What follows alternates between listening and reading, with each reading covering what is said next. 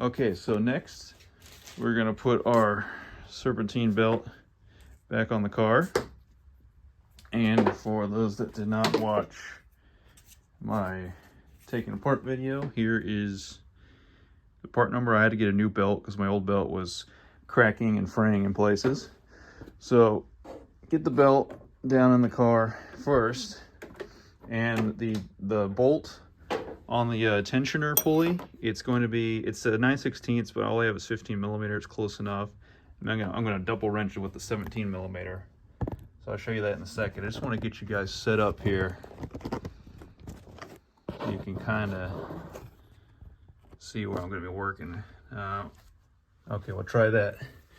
So first things first is feed the belt down in, and the routing of it, we're going to end up putting it on the alternator pulley last, because that's a small pulley. It's easy to fit it up over that once we loosen or tug on the tensioner with the wrench. So it's going to go around the smooth side of the tensioner, and then the groove side of the belt will go around the smog pump at the bottom. So get that in. And again, it might be hard for you to see all this, but I'll show you at the end once it's all good to go.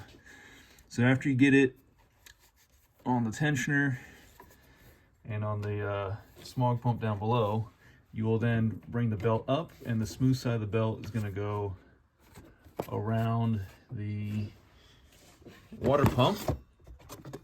That's a smooth pulley.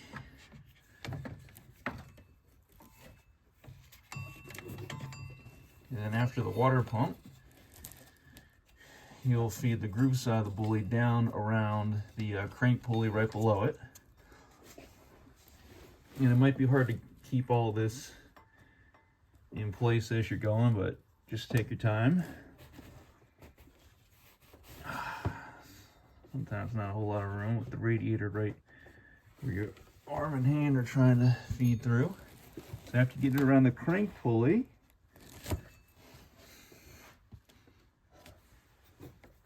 then you're going to go around the AC pulley, which is the lower pulley on the driver's side of the car. You know what? The phone's right in the way. Let me do this first, and I'll show you after. Okay, so I got it all on. So you're gonna feed the belt on over all the pulleys first, and then you'll take the 15 millimeter, put it on the bolt on the tensioner pulley, and then I took a 17 millimeter box end wrench, not a ratchet wrench, and I've double wrenched it over the open end of the 15 millimeter sticking up. That way I could have enough leverage here to rotate the whole thing to the right towards the driver's side of the car, which allows the tensioner pulley to rotate out so that you can be able to feed the belt up on to the alternator pulley, which is what you'll do last. Now I'll take the wrenches off, and here it is right here. So here's your diagram, and here's what's actually on the car. So what I did first is I dropped the belt down in there. I fed the smooth side around the tensioner pulley. I let that wrap around, and I wrapped the groove side of the belt around the smog pump. From there, I came up from the smog pump, up around the smooth side of the belt, around the water pump pulley, and I fed it back down and fed the belt underneath the crank pulley. So water pump pulley down underneath the crank pulley, then kicked all the way out to the driver's side near the battery, and fed the belt over and up around the AC compressor pulley, up over the power steering pump pulley, and then both of those groove side of the belt, and then the belt smooth side of the belt around just this idler pulley here. And then finally, once I had the wrenches on, it kicked them righty-tighty towards the driver's side of the car, fed the belt up onto alternator pulley. And just be careful when you're doing this, because you don't want to accidentally get your finger pinched, because there's quite a bit of tension. So got that on, that's good to go. And next, I can get the upper radiator hose back on. So I'll go ahead, actually not silicone spray. always. And this clamp has got a lot of tension on it, so be careful when you go to put it back on. That will really pinch your fingers like crazy. You do not want that to happen. So, the camera like so. I just love this spray. And you get the radiator hose back down. That clamp has put a lot of tension there, so I'll get my big red channel locks. Open the clamp up. I gotta feed my hose back down over the thermostat housing. And then open up the clamp with the channel locks so I can feed it back down to where it needs to go.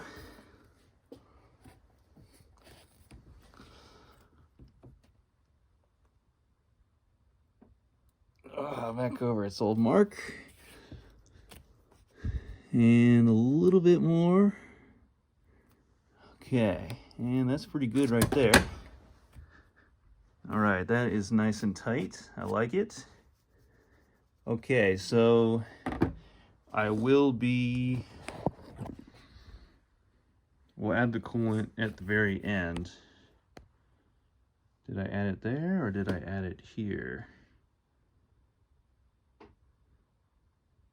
I think I may have just added it directly here because this is the overflow tank. I think you can do either or. Yeah, I'll try to remember what I did last time because I want to do the same thing. Okay, next we'll put the air box in. So with the air box, we have the one rubber hose right behind the oil filled tube. And we also have the mass airflow sensor to plug in. And then we put the one connection onto the throttle body, the other connection into where the engineer filter goes. So let's go ahead and we're gonna get, it's gonna go under the fuel lines.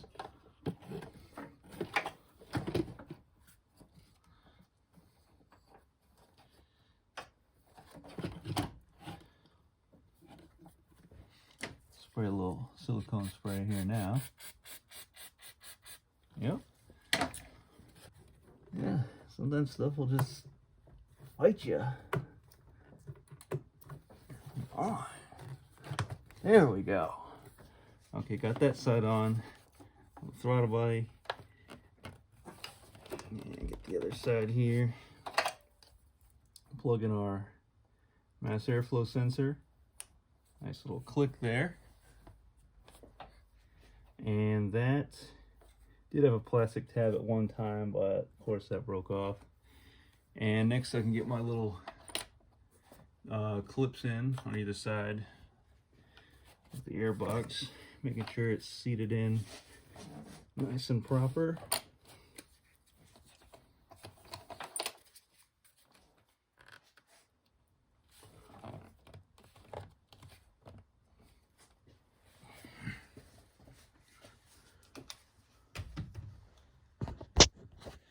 So yeah, sometimes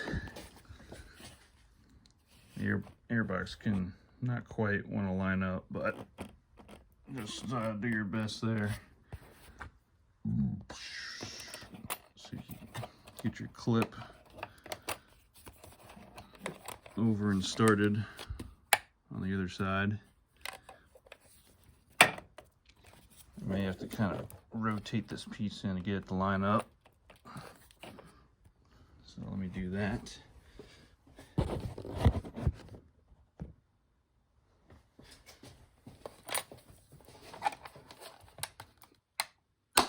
Okay, it's one side.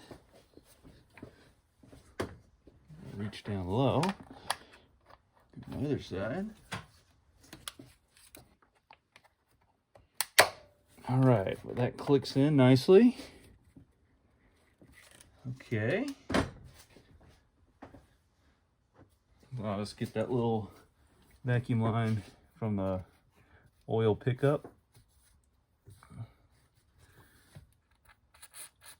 a little bit of silicone spray, get it into the airbox tubing. And then next,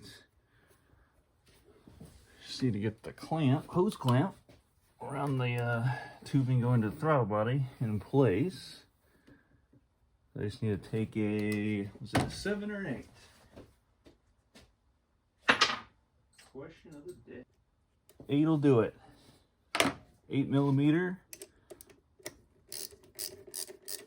I'll go ahead and get this guy tightened up.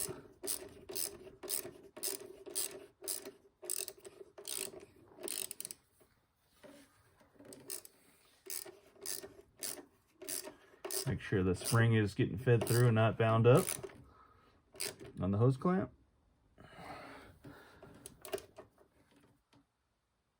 Very good.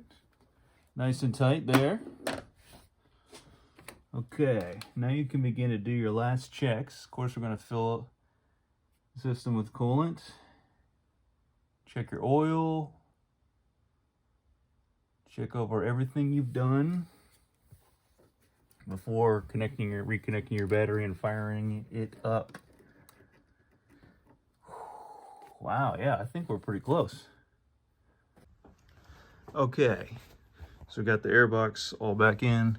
We got our 8mm clamp nice and tight, and the open sections of it are around our rubber tabs on the airbox tubing. Mass airflow plug back in, 1 and 2 clamps back in place. Okay, oh, and when I talked about the fuel line in part 2 being loose, I just took a hose clamp and put it tight, so now when I tug on the hose, it is solid, not sliding back. I will still keep an eye on that. And then the little clamp, this guy had kind of lost its tension, and this guy originally was this vacuum line going into the bigger port off of the elbow of the upper intake manifold, so I just put another hose clamp in place of this guy, and now it is nice and tight and not swiveling and sliding around when I grab on it. So that is good to go. And you know, just little things like that get worn out on your 29-year-old car. I am 29 years old myself as well. Okay, so I'm still fired up as ever, but continuing on, I'm going to put the strut tower bar back on the car, so I can go ahead and take off my 8 bolts. 1, 2, 3, 2 in the back with the bigger washers, and then 1, 2, 3 on this side. So I'm going to go ahead and take those off and get the strut tower bar back on. Okay, all 8 strut tower bar bolts have been taken out, so now I can come in with the strut tower bar, carefully lay it in place. Okay, very good. Make sure some of these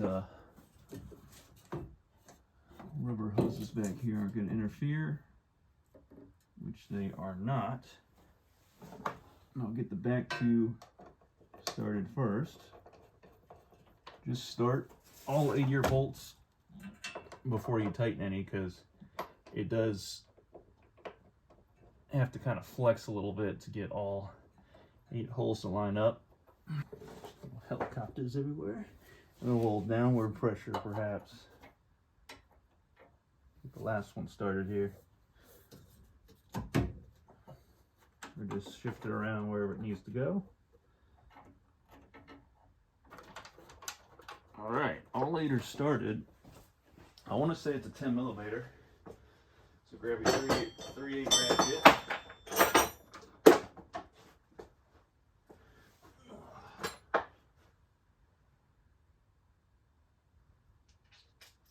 And also the 10 millimeter wrench for the 2 on the passenger side, because the part of the sensor will be in the way. Yep, 10 millimeter. And actually, I'll do a middle out. So I'll do the center 2 first.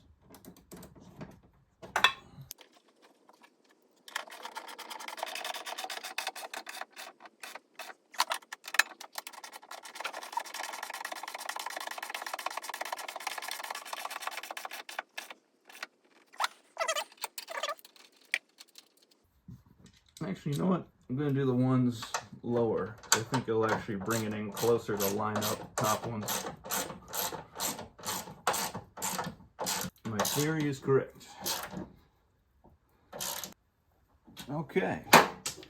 Strut tire bar is good to go. All bolts are tight. Okay. All 8 bolts are tight. Strut tire bar. I'm going to do one final check and everything, and then we'll add the coolant. Alright, so as far as I can tell, everything is buttoned up, ready to go. So we're going to add the coolant here, because if I look in my overflow tank, there's actually some left in the overflow tank. So I'll just add it here, and take off the radiator cap. What you're going to do is counterclockwise, lefty-loosey, and go a little bit more. Just like that, lift up and out. And then we'll set the cap right here. I have this cool little funnel piece, which I'll add in, which I'll just throw right on top.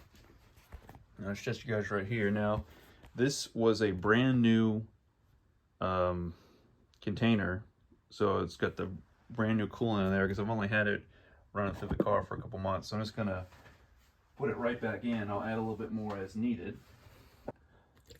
There we go.